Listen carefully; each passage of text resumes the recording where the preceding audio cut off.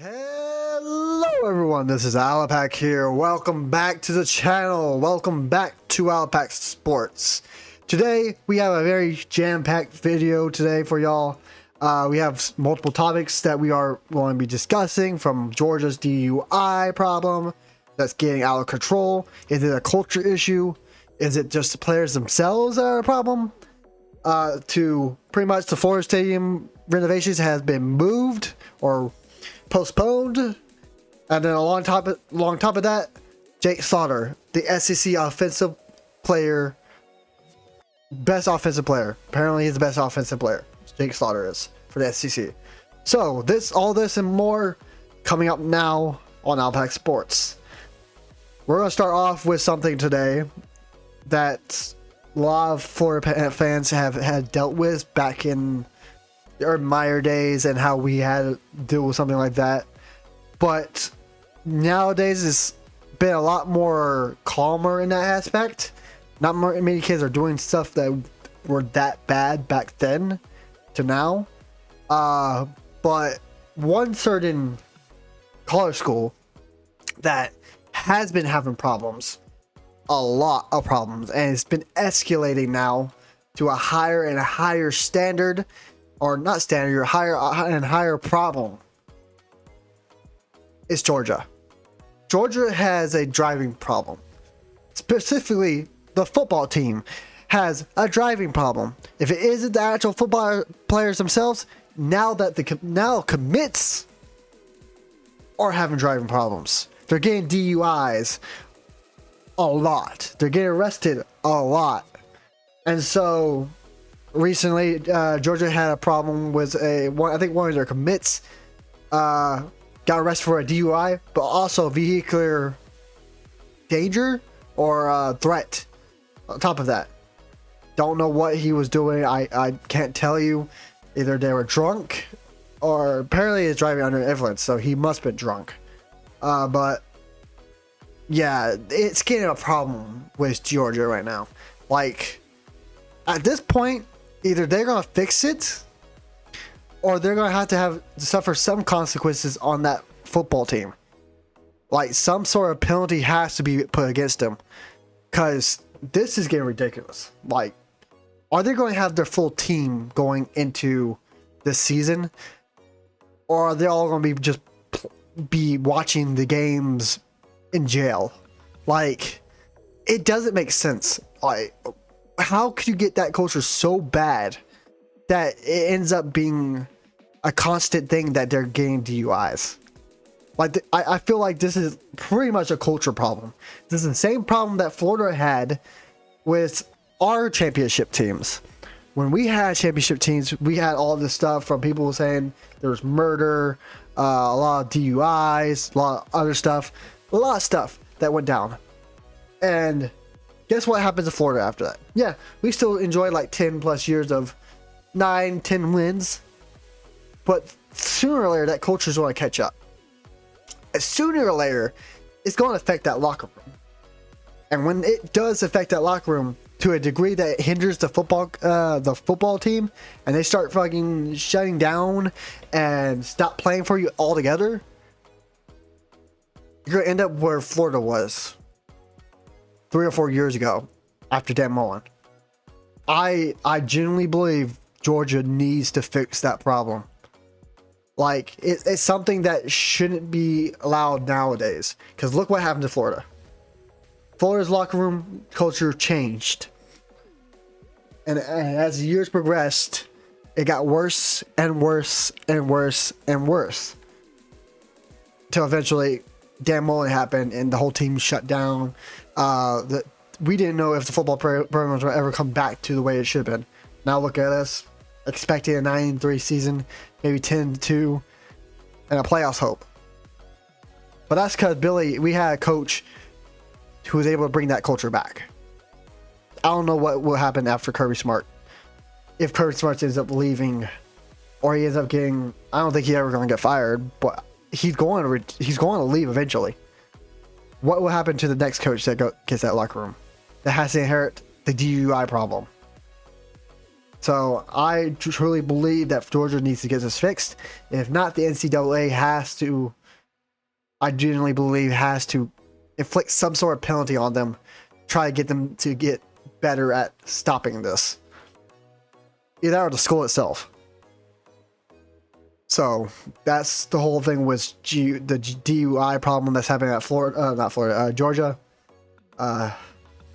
It's something that's really been irking me lately, more lately than ever, because I was like, okay, it's actual players that were doing it. Okay, wow, okay, that's a lot of DUIs, but they haven't in like the years coming up. But now you have the actual commits doing it. The commits to your school doing that. I'm gonna raise a quote from Billy Napier. You recruit a problem. It's not a problem if you don't recruit the problem, which is some of these recruits are a problem. And it's not. I'm not trying to hate on these recruits. They can do what they please with getting into schools and stuff. But when it comes down to actually breaking the law, that's where a thin line has been crossed. And so this is something that's need to be fixed. I know Georgia fans probably will harp on me and be like, "Oh, but they weren't committed yet, or they're not at school yet." Yeah, they may not be at school yet, but they're still committed to your school. I mean, you know this shit happens, and you don't do nothing about it. Oh, I'm gonna take the NIL money. No, you're not. No, you're not. You're gonna just say that, and you're not gonna do it. So this whole Georgia thing genuinely needs to be fixed. Now, on to another topic. Let's turn away from the negativeness, from the Georgia's negative thing that's happening with them. DJ Lagway cracking the top 5 SEC QBs. Are they underestimating him? And is his ranking too low? Well, seeing how there's some certain ones above him, like Nussmeier, Lenore Sellers, Arch Manning. Some of them are reasonable to be above him. Because, yeah, you can look at the stats of Lagway and it's like 12 and 9. 12 touchdowns, 9 interceptions. That's on the back half of the schedule, though. But even then, majority of those interceptions aren't his. They were tipped.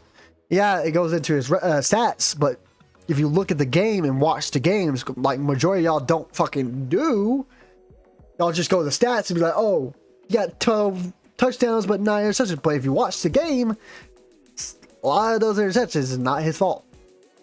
And when they were his fault, it's him being a freshman. You always expect a freshman to mess up. It's something that's always been known throughout college football for ages now. But are they underestimating? Is his ranking too low? I do believe his ranking is too low, and I do believe they are underestimating him by a lot. Just because of the fact that his stats were like that last season. Now, if he ended up being like, let's say, 25-3, they'll still probably make an excuse like, oh, you got the 3 interceptions. You improved from one season to another. That was his freshman year. He came into the season unprepared because of the fact that Mertz went down injured. And on top of that, Lagway was injured on top of that. So he came into a system that he fully wasn't prepared to be in yet. He wasn't fully taught. And so he did what he could at the time. And thus the stats ended up being the stats they were. But he still won the 6 games he was in. And that alone warrants me to think they are underestimating him quite a bit. And I believe Lagway will show y'all what he's capable of this year, as long as he doesn't get hurt.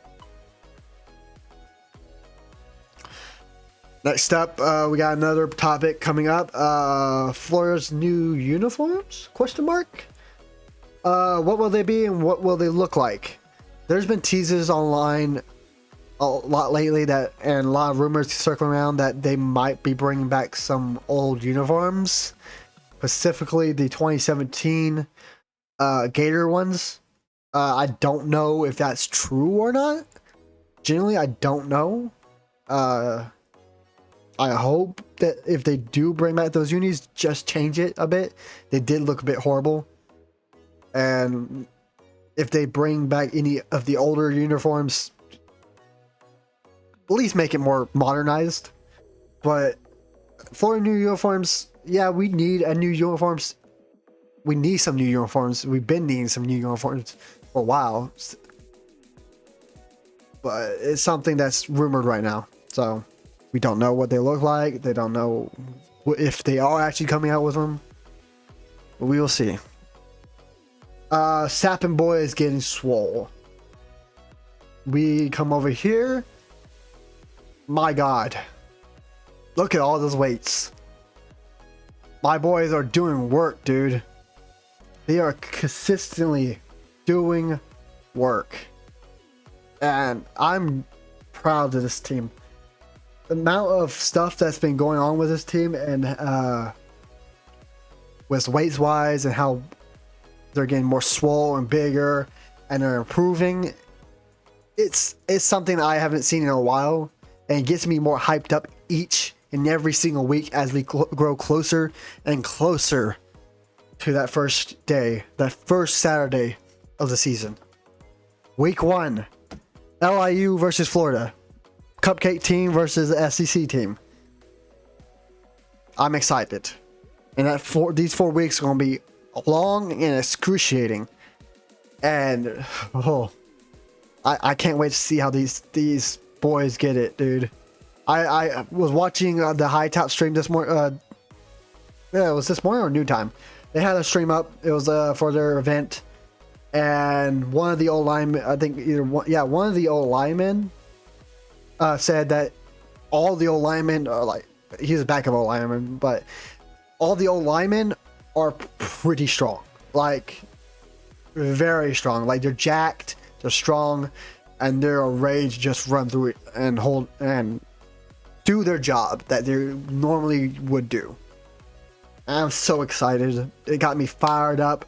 I can't wait for this to happen. Season needs to get here sooner than you think. But yeah. So Sappin' Boys were getting swole. The highest weight lift that they had was 440 pounds. That was Sap. That tells you not only, and Sap's on D line. There's also talks about the O line being as strong. So if the D line's strong, the O line's gonna be very, very strong. And Sap's like one of those edges where he can get off the side and just come up to the side and get the quarterback with a sack. Bro, it's going to be crazy this season. The most improved so far, as I heard from the players themselves, the most improved rooms in this season is the O-line and D-line. On top of that, wide receiver room. Wide receiver room is like stacked with talent. But the O-line and D-line are so much more improved since last year. I feel like y'all remember last year where they were hyping up our O-line. It was like, oh, the O-line's gonna be really good. And then there's like a week before the game happened, there was like a rumor that either left side or right side, one of the sides were like weaker than the other side. There's a difference this year with that. There is no weak side this year. We haven't heard nothing about that. And yes, the fall practice just started. The media will be able to finally get their first look at what the Florida team is going to look like for the games this fall camp coming up. And so we might get some more info on that. But as it stands, the O-line and D-line, the trenches overall is going to be a lot more improved than last year, which means a lot more time for Lagway to sit in the backfield or hopefully get the running game fully in swing, and we can run up the middle, dash them, cut them, slice them up in the middle, and then they gotta be forced to defend the middle or the run game, and it leaves open Lagway to sit back in the backfield throw the football to either Dallas Wilson, Trey Wilson, Nashon Montgomery, or whoever's out there that could catch the ball, Aiden Mizell. It allows that to happen. And so seeing this and seeing how they're getting a lot more swole, my God, like I said, great things to see. On top of that, we did hear about Kamani McLean, our lovely cornerback. He's packed on nothing but muscle. He's ripped. He is going to be a problem next year for a lot of offenses. I can see a lot of picks coming from Kamani, and I'm excited for that side too. All right, moving on from that, let's get the one coming up. Let's go to Jake Slaughter, because Jake Slaughter is part of the offensive line. He is named the SEC best offensive player this year. That's not me saying anything else. He is the SEC's best offensive player this year. Out of all the SEC teams, he was chosen to be the best offensive player. Of course, they got the best defensive player and best special teams player, but the best offensive player is Jake Slaughter, our center. Is he a center? I think he is a center. And so that also adds into depth of how good this O-line is going to be this year. Because our problem last year was winning the trenches. If we didn't win the trenches, we wasn't going to win the game. And that's what happened with Miami. Miami beat our trenches really bad. They diced it and sliced it all across our defense, our secondary, and all them. We were overall just, I don't know, man, like, outplayed. It wasn't supposed to be like that, but things changed last second and stuff went down. But this year, we shouldn't have that problem at all.